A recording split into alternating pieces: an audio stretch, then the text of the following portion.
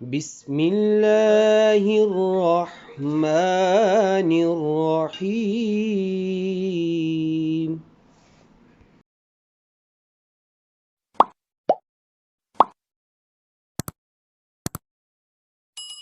نحمده ونصلي ونسلم على رسوله الكريم وعلى آله الطيبين الطاهرين وعلى أصحابه أجمعين، أما بعد فأعوذ بالله من الشيطان الرجيم، بسم الله الرحمن الرحيم۔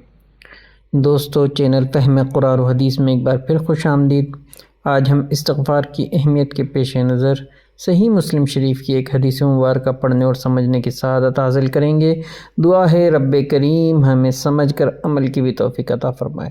عن ابی بردہ قال سمعت الاغر وكان من اصحاب النبي صلی اللہ علیہ وسلم يحدث ابن عمر قال قال رسول اللہ صلی اللہ تعالی علیہ وسلم یا ایها الناس توبوا الى اللہ فانی اتوب فی اليوم الیہ 100 مرہ او کما قال النبی صلی اللہ تعالی علیہ وآلہ وسلم۔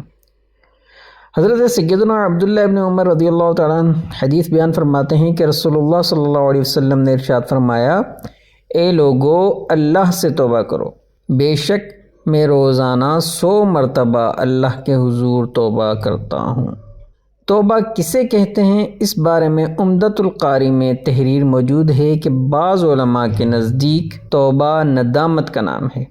بعض علماء گناہوں کی طرف واپس نہ لوٹنے کا پکا ارادہ کرنے کو توبہ کہتے ہیں، اور بعض کے نزدیک گناہوں سے باز رہنے کا نام توبہ ہے، جبکہ بعض علماء ان تینوں کے مجموعے کو توبہ کہتے ہیں۔ علامہ جوہری رحمۃ اللہ علیہ نے فرمایا کہ گناہوں سے رجوع کرنے کا نام توبہ ہے۔ دوستو، توبہ و استغفار نماز روزے کی طرح ایک عبادت ہے، اسی لیے تو ہمارے نبی اکرم صلی اللہ علیہ وسلم بکثرت توبہ استغفار کیا کرتے تھے، ورنہ حضور علیہ الصلوۃ والسلام تو گناہوں سے معصوم ہیں، گناہ تو آپ کے نزدیک بھی نہیں آتے۔ علامہ بدر الدین عینی عمدۃ القاری میں سرکار صلی اللہ علیہ وسلم کی اس حدیث مبارکہ کے تحت فرماتے ہیں کہ آپ صلی اللہ علیہ وآلہ وسلم تواضعاً استغفار فرماتے تھے، اور آپ کا استغفار فرمانا تعلیم امت کے لیے ہے۔ دوستو، ہر مسلمان پر ہر گناہ سے فوراً توبہ کرنا واجب ہے، یعنی گناہ کا پتہ چل جانے کے بعد اس پر ندامت اختیار کرنا اور آئندہ نہ کرنے کا عہد کرنا، اور کیے گئے گناہ پر ندامت و شرمندگی اور افسوس کرنا واجب ہے۔